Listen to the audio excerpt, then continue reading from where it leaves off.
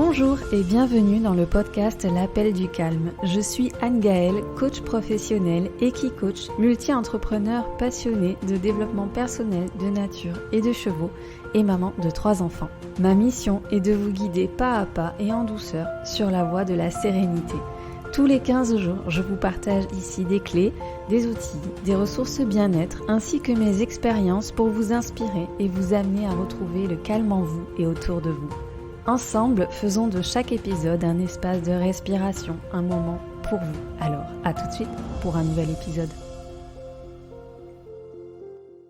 Bonjour, je suis ravie de vous retrouver aujourd'hui. J'espère que vous allez bien en ce début de mois de juin, que vous êtes en pleine forme et bien qu'à l'été qui se profile, tout ceci vous met en joie. En tout cas, ici, c'est le cas.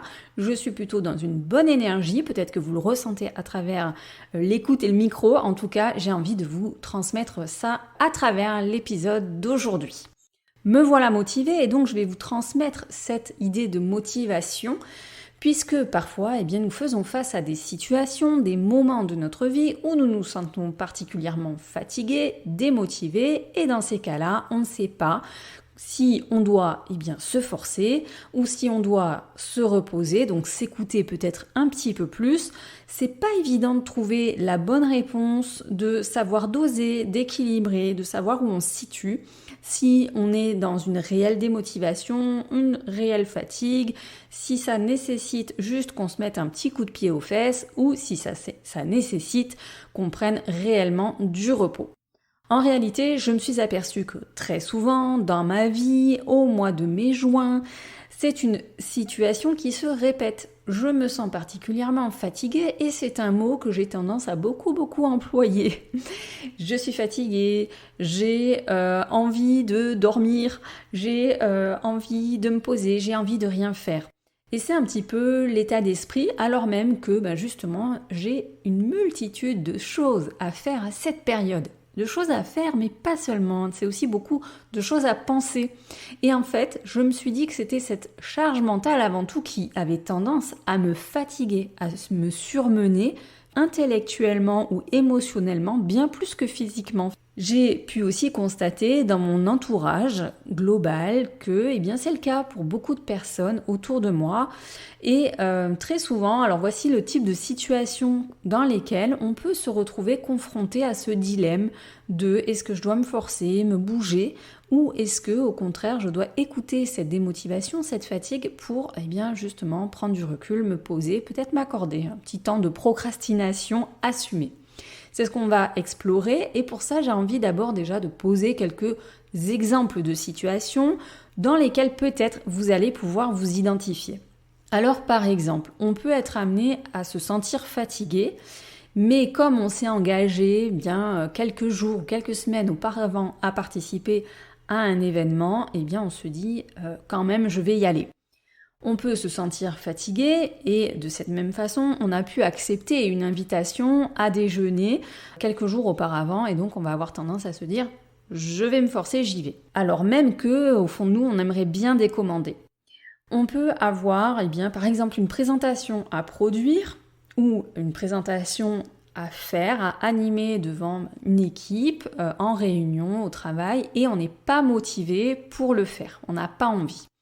On peut aussi se retrouver dans la situation où on décide de se remettre au sport, de reprendre une activité physique pour notre bien-être, mais quand le moment vient de faire sa séance, nous n'avons pas envie, nous ne nous sentons pas motivés là non plus. On peut avoir, comme c'est le cas régulièrement par exemple pour moi dans mes activités, avoir du contenu à produire pour sa communication, ses réseaux sociaux ou les programmes que je souhaite créer. Et à ce moment-là, j'ai zéro inspiration, zéro envie et j'ai plutôt envie de laisser tomber. En fait, le constat, c'est que quand nous estimons que nous n'avons pas le choix, en général, nous nous forçons. Quand nous estimons par contre que nous avons le choix, on va avoir plutôt tendance à nous écouter. En fait, si je me suis engagée à faire quelque chose et que non seulement on compte sur moi, mais puis en plus que je me suis engagée auprès de quelqu'un, eh bien je vais me forcer. Je vais essayer de tenir mes engagements malgré ma fatigue, malgré mon manque d'envie, malgré ma baisse de motivation. Par contre, si je ne suis engagée auprès de personne, si personne ne va remarquer, à part moi, ou à la rigueur quelques proches qui seront plutôt tolérants envers moi, que je dois effectuer cette tâche et que je ne l'ai pas fait, que j'avais dit que je m'engageais à faire telle ou telle chose, mais que finalement je me désengage, je ne le fais pas. En fait, dans ces cas-là, quand je ne me sens pas engagée auprès de qui que ce soit, il y a de fortes chances que j'ai tendance plutôt à écouter ma fatigue et ma démotivation. Et dans ces cas-là, il est fort probable que j'opte beaucoup plus facilement pour le repos, pour la flânerie, pour la procrastination ou d'autres loisirs. Maintenant, il y a des moments où forcer, ou s'écouter, ce ne sera pas la bonne option. Et là, c'est difficile parfois de savoir ce qui est bon, voire même nécessaire pour nous à ce moment-là. Donc c'est ce que j'ai voulu aller explorer aujourd'hui avec vous dans ce sujet. Je n'ai pas de réponse toute faite, puisque c'est un équilibre à trouver, mais j'ai envie d'aller vous faire des propositions, d'aller vous partager en tout cas mes réflexions et mes constatations à ce sujet. Donc posons une situation globale. Imaginons que cela fait des mois, ce n'est pas mon cas, en tout cas ce n'est plus mon cas, mais ça a été des situations dans lesquelles j'ai pu largement me retrouver et donc je vous partage ce type de situation dans lesquelles bien, vous pourrez peut-être vous identifier. Imaginons donc que cela fait des mois que je multiplie mes activités, que je fais des horaires à rallonge au travail, que je fais de nombreux déplacements, que je gère beaucoup de responsabilités avec ma vie familiale, que j'ai des loisirs passionnants mais qui nécessitent toutefois mon investissement. Donc ça peut être des loisirs ou ça peut être du sport, des sorties, du bénévolat.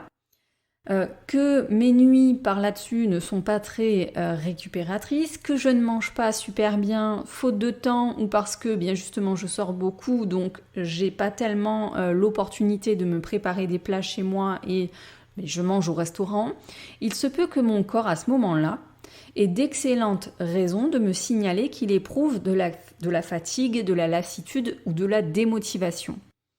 Si à ce moment-là je ne sais pas relever les signaux qui viennent à moi, en tenir compte, et que j'ai tendance à me répéter « j'ai pas envie, je suis fatiguée, mais je dois, il faut, force-toi, bouge-toi, allez encore, et encore un peu, fais un effort ». Il se peut qu'à un moment donné, quand je vais forcer, ce sera la fois de trop. Et à ce moment-là, ce sera le corps qui viendra me dire stop, ou c'est la vie qui va me faire marquer le stop qui était nécessaire d'entendre. Donc des exemples comme ça, j'en ai à l'appel autour de moi. Et j'en ai également vécu l'expérience.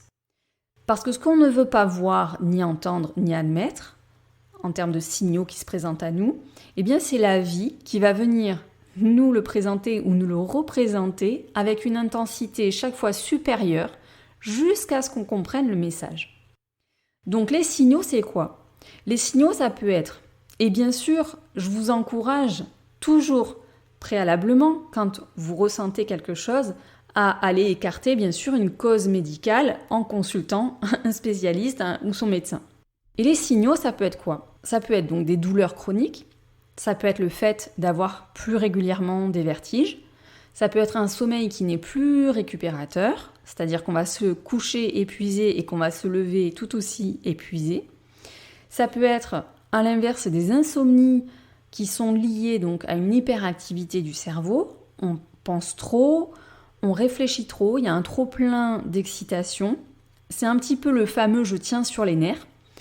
Il peut y avoir un manque de vigilance qui est récurrent, une incapacité à se concentrer, le sentiment de ne plus arriver tellement à suivre le rythme et le mouvement, donc de plus en plus fréquemment, on a du mal à répondre aux messages, on ne sait plus où on en est, on se sent submergé et surmené, et donc on n'arrive pas par exemple à venir à bout de nos to-do, on n'arrive plus à prendre des décisions, on est particulièrement fatigué, pourtant on continue.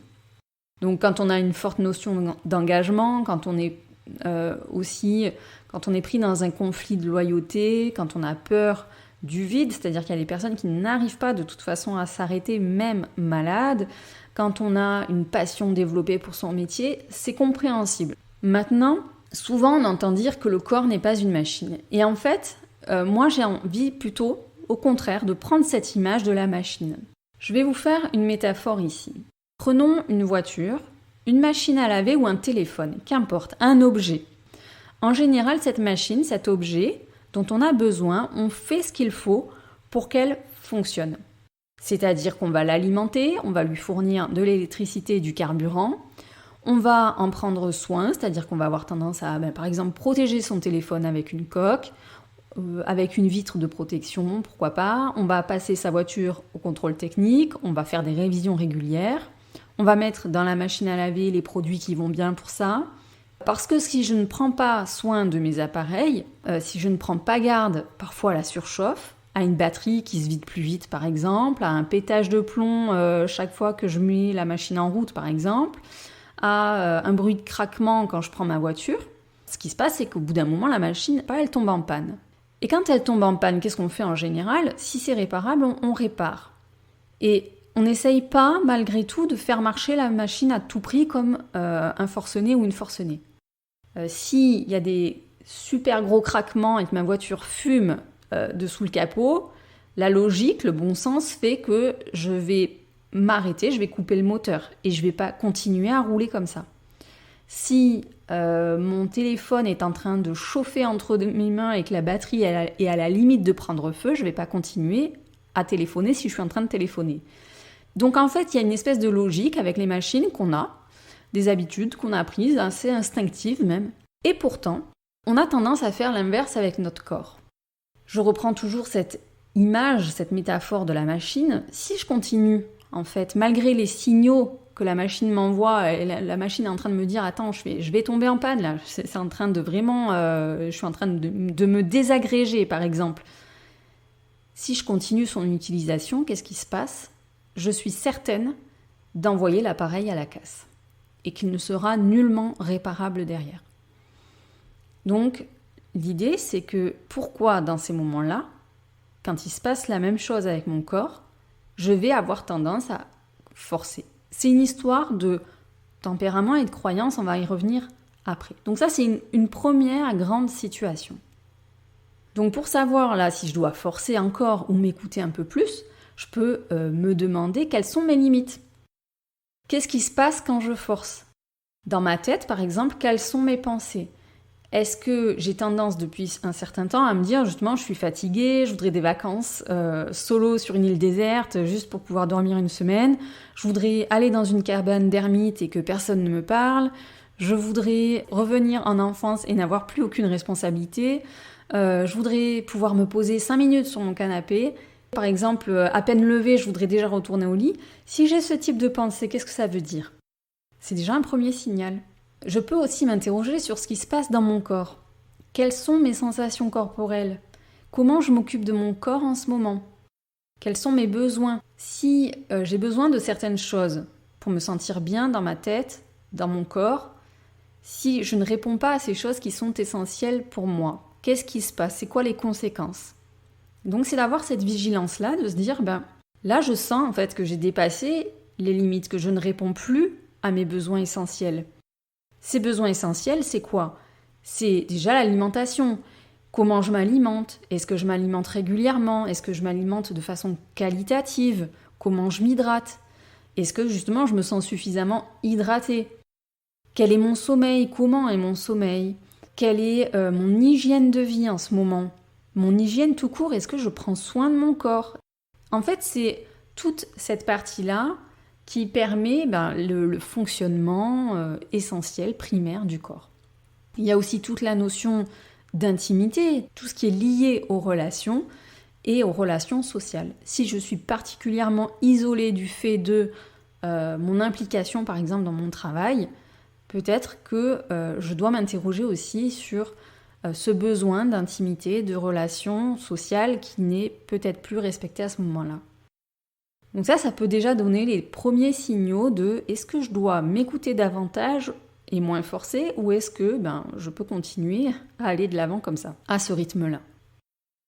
Donc là, vous avez compris que dans la situation que j'ai prise précédemment, c'est plutôt des situations où on a tendance à tirer sur la corde et où parfois ça mériterait de retrouver un équilibre, où on s'écoute un petit peu plus.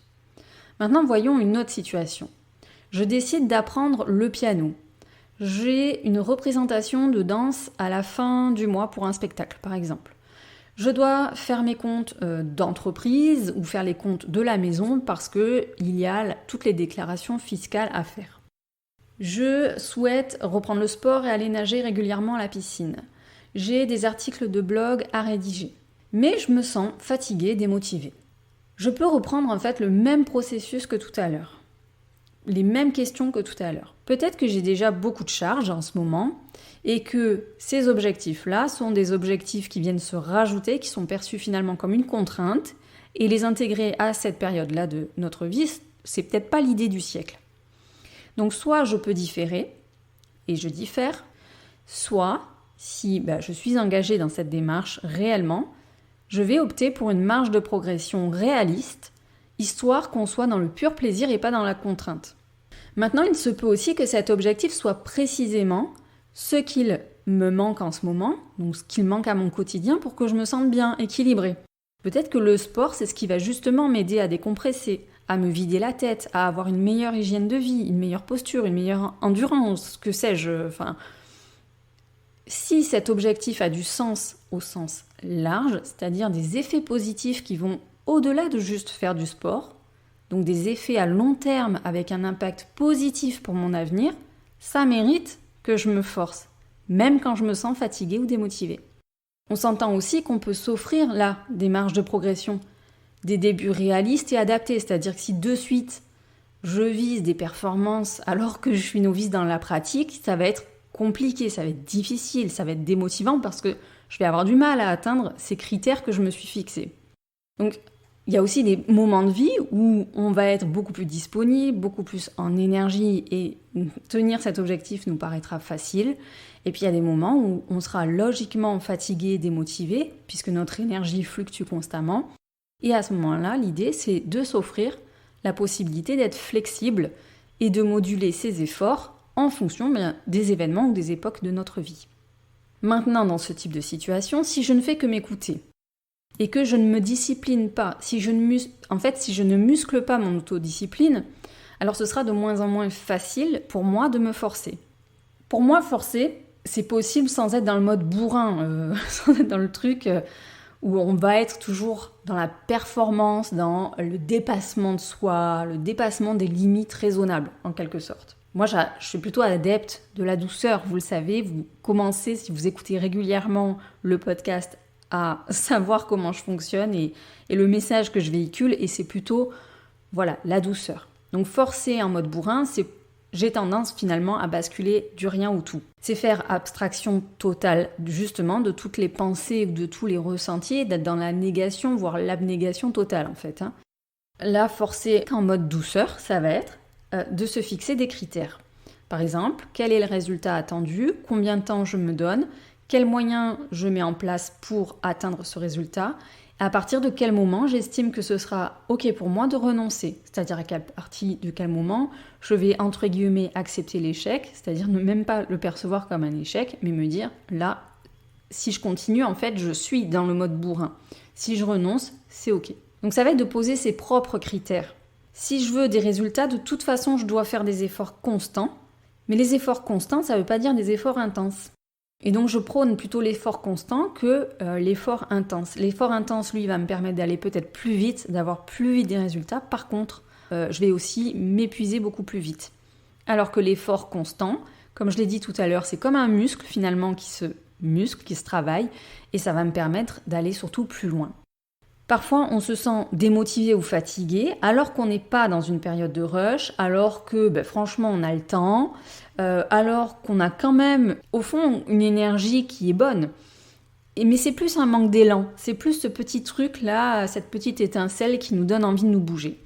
Et là, ça va être important d'aller écouter ce que signifie ce manque d'élan. Plutôt que de s'écouter soi, de se chercher des excuses, on va écouter ce que nous dit ce manque d'élan. Donc, est-ce que derrière la tâche que je dois faire ou l'objectif que je me suis fixé, quelque chose m'effraie? Est-ce que quelque chose là-dedans ne cadre pas, par exemple, avec mes valeurs? Est-ce que ça vient challenger mes besoins? C'est-à-dire que peut-être que pendant un certain temps, je vais avoir l'impression que mes besoins ne seront pas respectés. Est-ce que j'ai peur de perdre quelque chose en contrepartie? Par exemple, de passer moins de temps avec ma famille ou de devenir quelqu'un d'autre un petit peu, d'être bousculé dans mes habitudes. Est-ce que c'est un choix qui m'appartient vraiment finalement? Est-ce que c'est réellement moi qui ai choisi de faire ces tâches-là ou de me fixer cet objectif-là, ou ça répond plutôt à une injonction? Donc c'est important d'aller voir tout ça, parce que on peut se donner tout un tas de bonnes excuses pour éviter ce qui nous fait peur et potentiellement aussi ce qui nous fait mal, même si ce n'est qu'une projection, c'est-à-dire qu'en fait, le simple fait d'avoir peur, d'avoir mal, eh bien on va se trouver une bonne excuse pour ne pas agir. Donc là, si on s'écoute, eh bien en fait on ne cherche pas de solution. On tombe dans la procrastination ou dans le sabotage. Donc, dans le deuxième cas, le sabotage, c'est-à-dire qu'on va peut-être pas procrastiner au sens où on a l'habitude de le percevoir. On va se donner bonne conscience, on va faire des choses. On va, entre guillemets, se forcer, mais on va plus ou moins faire les choses à moitié. On va pas vraiment se donner les moyens. On va opter pour ce qu'il faut, ou à l'inverse, on va aller justement dans le mode bourrin, dans le un peu trop, quitte à s'épuiser et à foncer dans le mur. Et ça, c'est une façon subtile de se saboter. Donc, c'est très subtil comme équilibre à trouver. S'écouter ou se forcer. Ça nécessite réellement de bien se connaître, de savoir finalement comment on réagit habituellement, quelles sont nos excuses habituelles, ce qu'on a tendance à s'accorder comme excuses, comment notre corps aussi répond aux sollicitations, quelles sont les émotions à considérer, et là on est quand même tous différents par rapport à ça, on ne réagit pas tous de la même façon. C'est pour ça que je n'ai pas une seule réponse unique à vous apporter. Ça nécessite quoi? Ça nécessite forcément de la prise de recul et de l'introspection au moment où cette question se pose. Où est-ce que j'en suis? Qu'est-ce que je veux? Il se passe quoi? Je fais comment? Soyez curieux vis-à-vis de vous-même en fait, interrogez-vous. Ça nécessite aussi de modifier ses croyances et donc de changer certains de nos modes de fonctionnement. Le monde, en fait, ne va pas s'arrêter de tourner, ou mes clients ne vont pas fuir si je prends mes vacances.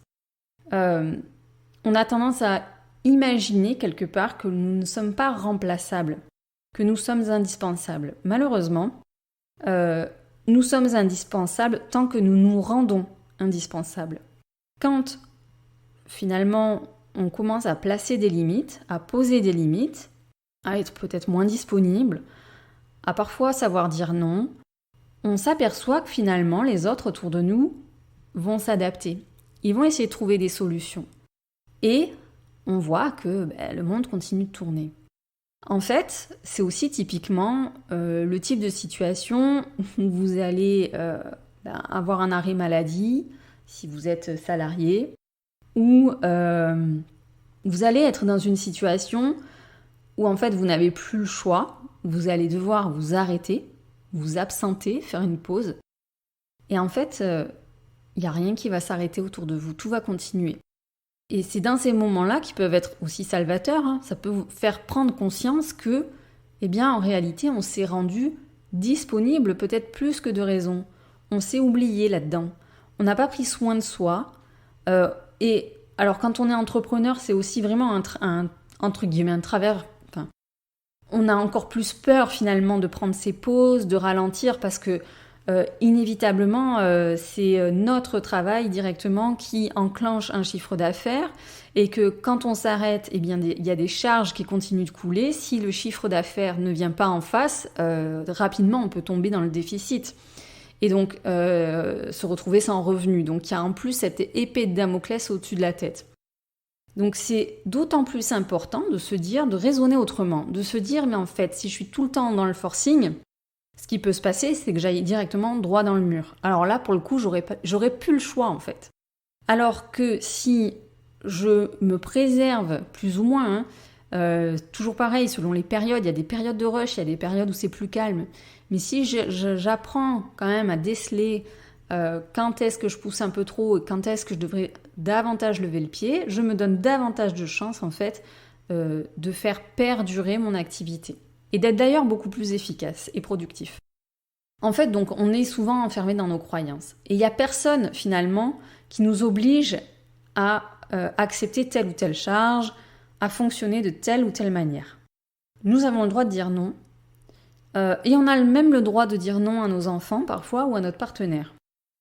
À l'inverse, ça va être important aussi de jauger dans l'autre sens, d'être honnête tout à fait envers soi-même et de se dire que si je dis que je m'engage, par exemple, à lancer mon blog ou à perdre 3 kilos, mais que chaque fois que je dois écrire un article, je renonce à écrire parce que j'ai zéro inspiration. Ou parce que j'avais promis en fait à Arthur d'aller lui acheter son costume de pirate pour son goûter d'anniversaire, puis je l'ai pas commandé, puis si je le fais pas là, il n'arrivera pas à temps, donc finalement j'en fais une priorité.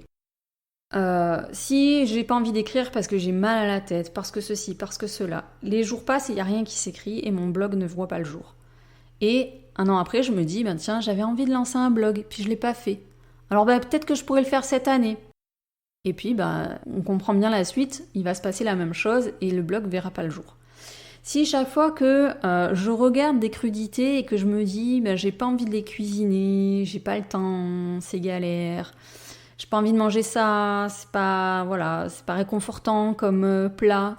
Je vais aller réchauffer un burger, ça ira plus vite. Je vais aller me faire cuire des pâtes, c'est plus simple. Je vais manger une glace parce que là, j'ai le moral dans les chaussettes et ça va me consoler. Donc ça, c'est la petite parenthèse, c'est moi. Et puis, je vais pas aller nager parce que j'ai froid, parce que j'ai pas mis de chlore dans la piscine, parce que j'ai perdu mon bonnet de bain. Enfin bon, on trouve des super excuses dans ces cas-là. En fait, dans un an, j'ai pas perdu 1 gramme. C'est le fameux engagement que je décrivais en début d'épisode. C'est dans ces moments-là, quand je sens que je suis engagée finalement envers personne, que ce n'est que ma responsabilité de le faire. Si je ne prends pas l'engagement vis-à-vis de moi-même de faire telle ou telle action, telle ou telle tâche, de me booster un petit peu, il n'y a rien qui se passe. Et il n'y a personne derrière qui va venir me dire t'as pas fait ceci, t'as pas fait cela. En fait, les conséquences ne sont que pour nous-mêmes. C'est pourquoi il est important parfois de savoir s'engager vis-à-vis de soi, d'opter pour l'autodiscipline. Donc est-ce que ces choses-là c'est grave ? Non, bien sûr que non. C'est bien moins grave d'ailleurs que de justement ne pas s'écouter et se mettre en danger physiquement ou psychiquement. Et je dis pas non plus que c'est obligatoirement ce qui arrive quand on se force ou quand on force. Maintenant, je vous entends déjà dire aussi que à ce compte-là, si on pense au pire à chaque fois, on fait plus rien. J'entends bien les phrases du style oui, de mon temps, les gens c'était des durs, les jeunes c'est des flemmards, ils ont plus envie de travailler, ils se prennent en photo sur les réseaux sociaux, ils imaginent qu'ils vont gagner leur vie comme ça. Les petites phrases bien culpabilisantes, quand on veut, on peut. Voilà, pour moi tout ça, je vous le dis clairement, je vous donne mon opinion, vous n'êtes pas obligés d'adhérer, encore une fois, mais pour moi tout ça c'est du blabla sans nuance. Ça veut rien dire et ça n'a aucun sens. En fait, dans cet épisode, ce que j'essaye de vous transmettre, c'est d'écouter le corps, d'écouter les signaux corporels déjà.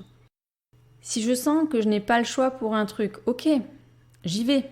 Par contre, demain, j'ai le choix de ne pas accepter un engagement supplémentaire et de me reposer et de lever le pied.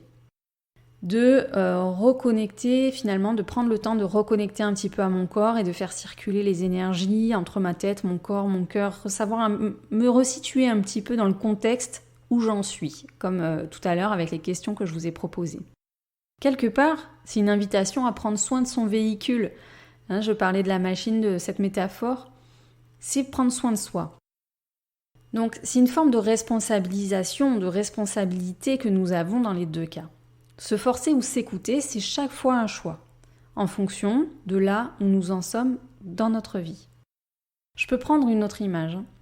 Quand on est petit, il y a des choses que nous n'aimons pas manger, puis en grandissant, on se surprend parfois à les apprécier. Donc j'imagine que vous avez un exemple en tête. Pour moi, par exemple, c'était les choux de Bruxelles, je ne pouvais pas les avaler. Soyons clairs, ce n'est pas mon plat préféré, mais je suis tout à fait capable d'en manger, et même, ça m'est arrivé de les trouver savoureux quand ils sont bien préparés. Donc finalement, nos besoins évoluent, nos goûts évoluent, nos envies évoluent. Les besoins d'hier ne sont plus les besoins d'aujourd'hui et ce ne seront pas les mêmes besoins demain. C'est pareil pour nos envies, pour nos goûts, pour notre corps, pour notre âge qui change, pour la physiologie qui change, pour l'état d'esprit qui change et qui évolue, même si ce n'est qu'à minima. Ça bouge. Donc ce qui marchait à un moment ne marchera peut-être plus de la même façon. Ça veut dire qu'on avait peut-être l'habitude à un temps de beaucoup forcer, peut-être qu'on est à une période de notre vie où ça ne fonctionne plus. Et inversement, on a peut-être eu tendance à beaucoup s'écouter et que du coup, on manque de résultats, on n'atteint pas vraiment ce qu'on avait imaginé, projeté dans notre vie. Peut-être parce qu'on a fait un certain nombre de choix et que ce serait peut-être bien du coup de cesser d'écouter un petit peu ce manque de démotivation et puis parfois d'aller chercher plutôt l'effort, la discipline. C'est pas très sexy comme notion d'ailleurs, la discipline, mais c'est pas quelque chose d'autoritaire ou de dur, on n'est pas dans un truc militaire, la discipline, c'est de la constance en fait. Donc se forcer ou s'écouter, c'est un équilibre subtil à trouver entre deux énergies. L'énergie masculine va être plutôt dans pas dans le forcing, mais en tout cas dans l'action, donc quelque chose qui avance. Et l'autre énergie, c'est l'énergie féminine, que nous avons également tous en nous et qui va être davantage cette énergie où on s'écoute, qui est beaucoup plus intuitive, beaucoup plus douce, beaucoup plus dans l'équilibre. Et parfois, on a tendance à la laisser s'exprimer aussi davantage que l'autre part. Donc c'est aussi, puisqu'on a tous et toutes ces deux parts en nous, que nous soyons hommes ou femmes, à des degrés divers, et puis à des degrés divers selon les moments de notre vie. C'est donc aussi important de se questionner, est-ce que je suis beaucoup dans une énergie masculine où j'ai tendance à aller beaucoup dans l'avant, à foncer, à agir, réfléchir après, etc. Ou est-ce que je suis beaucoup dans une énergie féminine et en quoi cette énergie plutôt que l'autre me sert ou me dessert. Donc si je suis beaucoup dans je m'écoute, je pense beaucoup, je suis tout le temps en train de réfléchir, je doute, je me laisse pas mal emmener par le flow, j'ai besoin du flow d'ailleurs, quand je veux écrire, il faut que je sois dans cette énergie un peu emportée par l'inspiration, je suis dans cette forme de volupté, d'énergie langoureuse, et en même temps j'ai besoin de résultats, peut-être que là il faut remettre un peu de yang, il faut remettre un peu d'action. Donc c'est cet équilibre à aller chercher, c'est pour ça que je vous disais, il n'y a pas de solution toute faite, ça dépend complètement de là où on en est à un instant T et de ce qui est présent à l'intérieur de nous, mais en tout cas on reçoit des signaux et donc c'est important d'aller calibrer ces signaux par rapport à ce qu'on souhaite aussi obtenir comme résultat long terme. Pensez toujours à une vision très long terme. Maintenant, si vous êtes dans une situation où vous avez du mal à sortir de la procrastination, qu'au contraire vous avez vraiment besoin de revenir dans une énergie d'action, je vous invite à télécharger gratuitement le cahier d'exercice qui s'appelle mes 30 questions choc. Je vous ai mis le lien dans la description. Vous cliquez dessus et vous suivez le processus pour l'obtenir directement dans votre boîte mail, c'est cadeau. C'est 30 questions d'introspection rapide pour créer le déclic nécessaire qui vous permettra de repasser à l'action. C'est un cadeau coup de boost, un cadeau coup de pouce, c'est pour vous, donc n'hésitez pas à partager le lien aussi si ça peut aider un proche. J'espère en tout cas que cet épisode vous a plu, vous aura aidé à avancer dans votre réflexion. Je vous souhaite une très très belle semaine et je vous dis à très bientôt pour un nouvel épisode. Merci pour votre écoute d'aujourd'hui. Si vous avez aimé ce podcast et pour ne rien manquer des prochains épisodes, suivez-moi sur votre plateforme de podcast préférée. Si vous pensez que son écoute peut être utile à un proche, n'hésitez pas à le lui partager afin de le soutenir dans son cheminement personnel. En attendant le prochain épisode, retrouvez-moi sur les réseaux sociaux. Je vous dis à très bientôt et d'ici là, n'oubliez pas de répondre à l'appel du calme.